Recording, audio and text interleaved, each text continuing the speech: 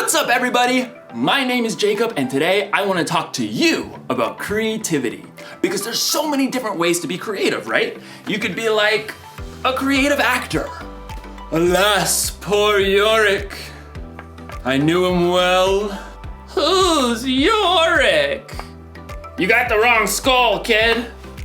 Oh. You could be a creative dresser. Hey!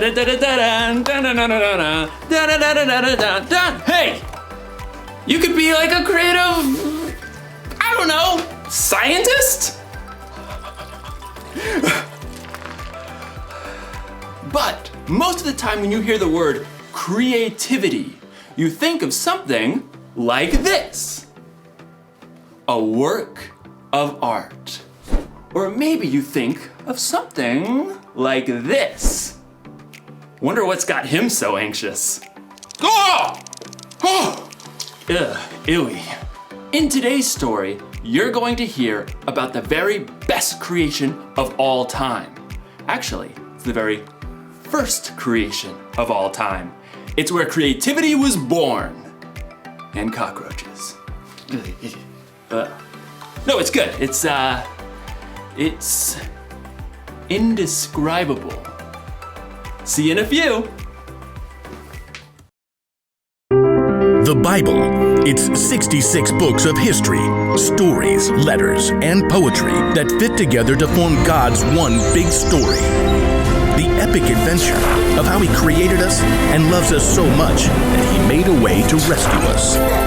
As we travel through the Bible, from Genesis to Revelation, we discover people who met God and found their lives changed forever. Now, for an amazing story. Inspired by the book of Genesis, chapters 1 and 2. In the beginning. The very beginning. Before the first breath. Before the first flash of color. Before the first moment in time. There was nothing. Nothing. Nothing except God. But when God saw nothing, He saw a blank canvas. He saw the perfect backdrop for a work of art beyond imagination. So, God created. From absolutely nothing, He brought forth the heavens and the earth. But there was no shape or form. God's Spirit hovered over the dark emptiness. Then, God called out, "Let there be light." Brilliant light shattered the darkness like golden trumpets on a still morning. Bright rays shimmered and danced in all the hues of the rainbow. God saw the light was good. He divided the light from the dark, calling the light day and the darkness night. Evening and morning together shaped the very first day of all time. Then God said, "Let there be a huge space between the waters. Let it separate water from water." By His words alone, God shifted the waters, leaving a vast arching space above. The sky. Evening and morning rolled past, the second day. God lifted His voice again. "Let the water under the sky be gathered into one place. Let ground appear." Dry land shrugged its way out of the water. Islands and vast continents and gritty deserts and towering mountains. God called the dry ground land, and He called all the gathered waters seas. But God had even bigger plans for this day. "Let the land produce plants, and let there be trees on the land." In moments, tall grasses unfurled across the plains, and giant redwoods shot up from the dirt. Flowers and grapevines and carrots and corn sprouted and flourished. God saw that all of it was good. That evening and morning closed out the third day. "Let there be lights in the huge space of the sky. Let them separate the day from the night." At the sound of God's voice, the blazing sun exploded into being. The silvery moon spun out. Stars and galaxies flooded into space, filling the universe. Pew, pew, pew. God set the sun to rule the day, and the moon to rule the night. And God saw it was good. That evening and morning made up the fourth day. But God wasn't done painting his masterpiece just yet. Let the seas be filled with living things. Let birds fly above the earth and across the huge space of the sky. Instantly, the seas and rivers and ponds writhed with dolphins and octopi, salmon and minnows. Eagles soared and bluebirds nested, while ostriches stretched their long necks. God saw they were good. That evening and morning formed the fifth day. But God kept working on his creation. Let there be livestock and creatures that move along the ground and wild animals. At once, animals of every kind appeared. Elephants thundered through the forests, and squirrels darted up tree trunks. Monkeys chattered, and pigs rolled happily in the mud. God saw it was all good. But he had one more creation in mind. Let us make human beings so that they are like us. Let them rule over the fish and the birds. Let them rule over all the animals. Then, with his own hands, God formed the very first man and the very first woman, Adam and Eve. I'm me. And you are you. And this place? It's beyond words. Unlike the animals, God made people in his image to reflect him. Have children and fill the earth. Rule over the fish and the birds and every living creature. I am giving you every plant on the earth for food. God looked over everything he had created and saw that it was very good. That evening and morning were the sixth day. And on the seventh day, God rested. I mean, his work was finished. His glorious creation was complete. But because God had formed people in his image, they too could reflect his imagination and creativity. The possibilities ahead of them were endless.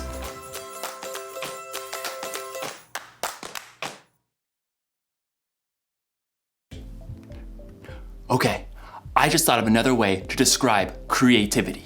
Creativity is imagining what you could do because you were made in God's image.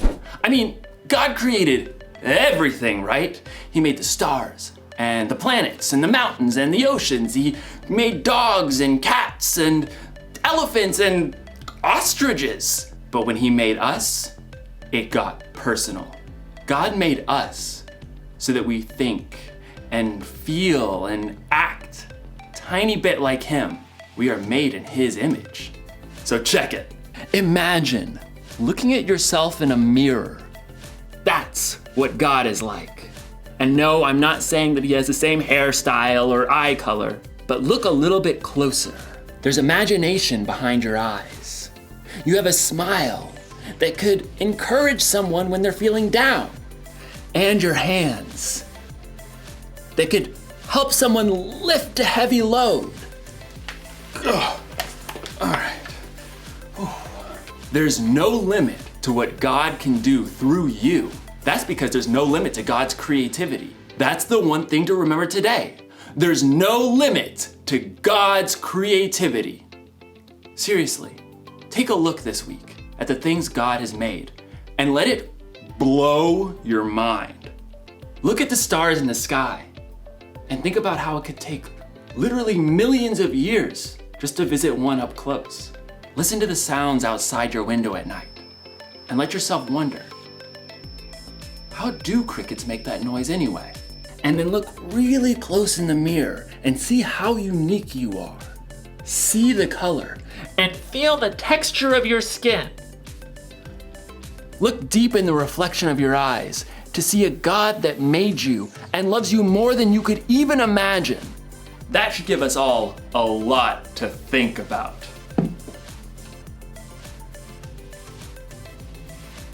No wonder this guy's a statue. He's thinking about God's creativity. Dude.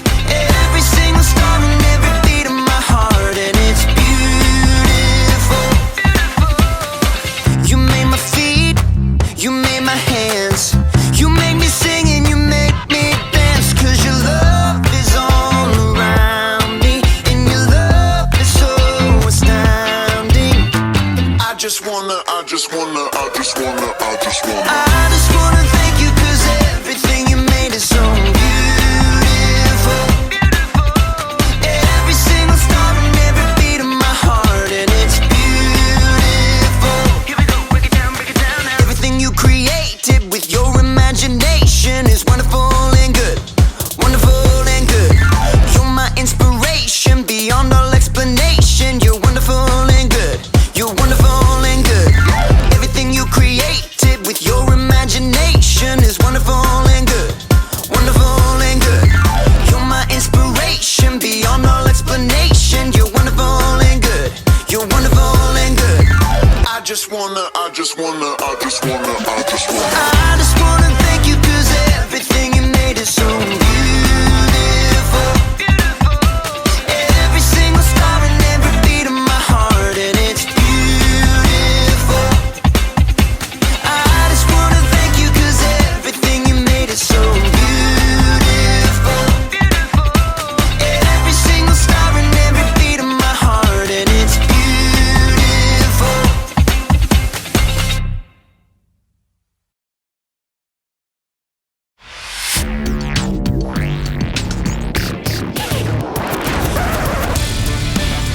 Everyone is part of a bigger story.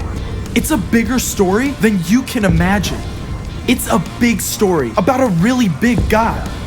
Discover the story that shows you the character of God. Hey, I'm Caleb, and this surprising bit of awesome right here is actually my Bible.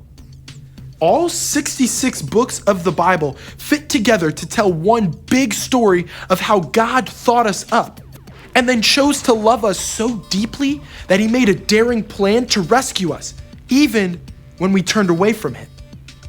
God's love for us is so wild and strong, it's beyond imagining. He made us in his very own image to reflect to the world around us who he is. That's an amazing act of creativity. And I've got 5 stories to show you what it can look like. We get started in the beginning. Genesis chapter 1, verse 1. Here, God takes the blank canvas of nothing and creates everything. Using his words alone, God calls into being day and night, the sun and the stars, ivy and whales and ostriches and koala bears. And then he gets down in the dirt to shape his most personal creation of all. Next, we head to the New Testament. Give it a second. Okay, here, the Apostle Paul writes a letter to the believers in the church at Ephesus. He reminds them, we are God's creation. He created us to belong to Christ Jesus. Now we can do good works. Long ago, God prepared these works for us to do. When God made you, he also gave you incredible gifts and set up unique ways for you to use them. We can see that in action back in the book of Esther. Man, we're flying all over the place today.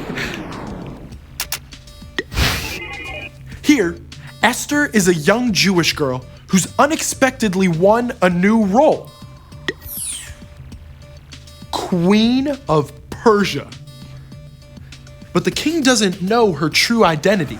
So when a powerful royal official plots to wipe out all the Jews, Esther's gotta think fast, trust God, and use every ounce of imagination for such a time as this. We find creativity on display in the book of Mark, too. Back to the New Testament. Here, we meet a man who can't walk. His 4 friends know the one and only answer. Jesus. They carry the man straight to the home where Jesus is staying, but there's just one catch. The whole town has arrived and there's no way inside. It's time for the 4 friends to think outside of the box to get inside the box. See what? Time to wrap up in the book of Matthew. Here, Jesus has some creative names for his followers. You are the salt of the earth. You are the light of the world. Let your light shine so others can see the good things you do, and they will bring glory to your Father who is in heaven. If you follow Jesus, you've got what it takes to show others the way. You've got a unique story to tell, one that will point people straight back to him. Just imagine all you can do because you're made in God's image. That's true creativity. And I can't wait to see how it plays out in you and me.